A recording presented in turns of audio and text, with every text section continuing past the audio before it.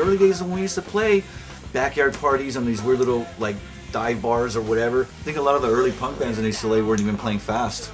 They're more like kind of like the Pistols and kind of the Ramones, which the Ramones weren't even that fast. We get up on there and we have our Original suits, stuff, yeah. red weird bands, rosaries, crucifixes, whatever. We're just like we don't fit. People would just be standing there going, what the fuck are these guys? They didn't understand what we were doing, and we knew what we were doing because we wanted to be different. You know, people consider us punk, some say we're hardcore.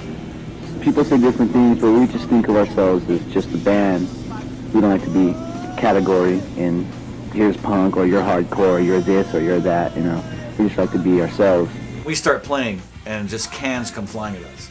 And we're like, okay. And I see guys from my school and girls like, you guys fucking suck. I'm like, okay, we're doing something wrong or right. I don't know. And then Art said, yeah, keep throwing your cans. We got your fucking money. They stopped throwing cans. They started realizing, well, these guys are kind of an attitude. I was born in Texas, El Paso. We migrated out of here, but we went through the trials and tribulations of moving around like about 6-7 times before we settled in, you know, up in City Terrace. Where I lived was near Atlantic and Whittier, and actually, when they had the Whittier riots, I can get on the roof where I lived and you can just see all the fire and smoke. Back then, it was pretty dirty and pretty, you know, it wasn't a pretty place, you know, our families were struggling, whatever, but, you know, when we started all hanging out together, it kind of like that became our family.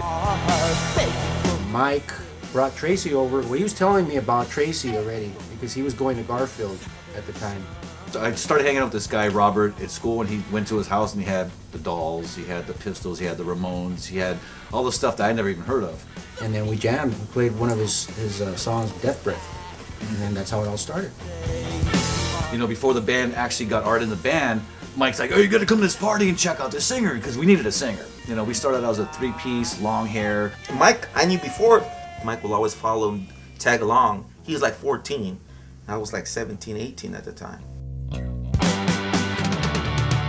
So we went to go check out Art in the backyard party. They're rocking out. That's when you had your little scarves on your microphone. Oh, yeah. And like jumping around like Mick Jagger, and they're all jamming. But I mean, it was cool because these guys can play, you know. And so we're like going, you know. And then Mike kept saying, hey, we should get Art in the band. With the band I was in, I was seeking the next step, which is originals. It was time to get out of the box. So when I got into the Undertakers, they had songs like Grave Digger, Rosie Cross, which was like slow Black Sabbath stuff, you know, with these crazy beats. And I was, well, you know, big graveyard music. And so I would bring stuff like Generation X over.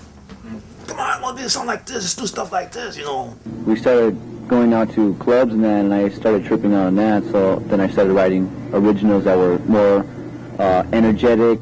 My thing was I was a big Black Sabbath fan. So why not take the creepiness and make it faster? So I just started writing faster songs.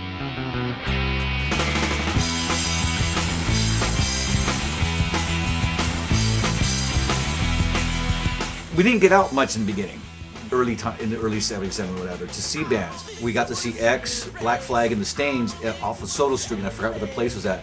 But this is like early 78 or something, and they were just starting out too.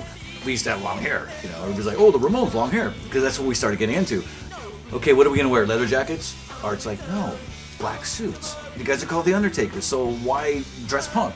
But you know, we took a picture in the graveyard, and then Tracy's hair was still there with the ponytail, right? That's off the 45. The Calvary was like, you know, the biggest cemetery in East LA, you know. So like, where did you do pictures? The Calvary. After a while, playing at the Vex, people from Hollywood were coming out to go check us out. That was a whole melting pot right there at the Vex. Now we had a place where we could invite people from a Hollywood scene. The Hollywood crowd was a lot different than the East LA crowd. The East LA crowd, once they got into us, they knew who we were. When we went to Hollywood to play, you get the wetback thing and then go back to Mexico thing, you know, because I don't know. You know, that never affected me though. I'll tell you the truth. I didn't give a fuck. I didn't care what they thought and what they said. You know, I was out there to just do a gig and play our stuff, you know. When we first got Art in the band, I had most of the lyrics. But what happened is that I would give him the lyrics and he would redo them. to make it. I would change them a lot because to make it his style, because I wasn't when we first started, it was only 3 of us, so Yeah. I would be singing. But when we got Art in, it's like, you know what, we got a singer now. Let him do the singing thing and let us just work on the music. That way, at least his power would come out of it instead of like, well, dude, you got to do it like this. You know, it was more like do what you think you would do to make it sound like you, to make it sound with the band, to make it more, you know, that would click together, and it did work. there was a lot of criticism. But you know what? When I said all that paid off and went to the studio, and we done the album.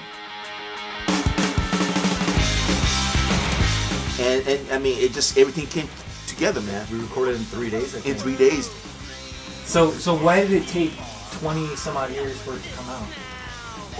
No, because after the band kind of disbanded, the tapes just sat in limbo, and nobody wanted to touch it. I was going to shows. I was going to punk shows, and Brian from Grand Theft Audio, he expressed some interest in putting that CD out. Looked like it was going to happen at one point, and then he changed his mind. So I know I got disappointed, and I had a dad tape of a mix down, and I think I was drunk one night, and I was just like all pissed off, and I threw it in the trash. So about maybe a year or 2 years went by, he expressed that he was interested in putting it out again. And so I went all over the place looking for that dad. I didn't remember right away. Eventually, you know, he wound up getting the original 1-inch master, and it all worked out.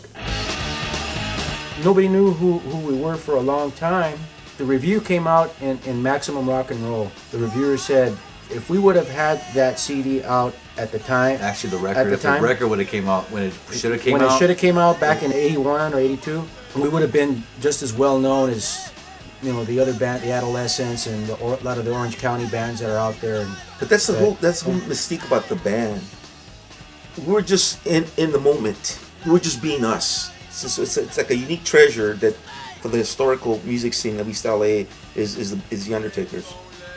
Very it's unsung heroes, man.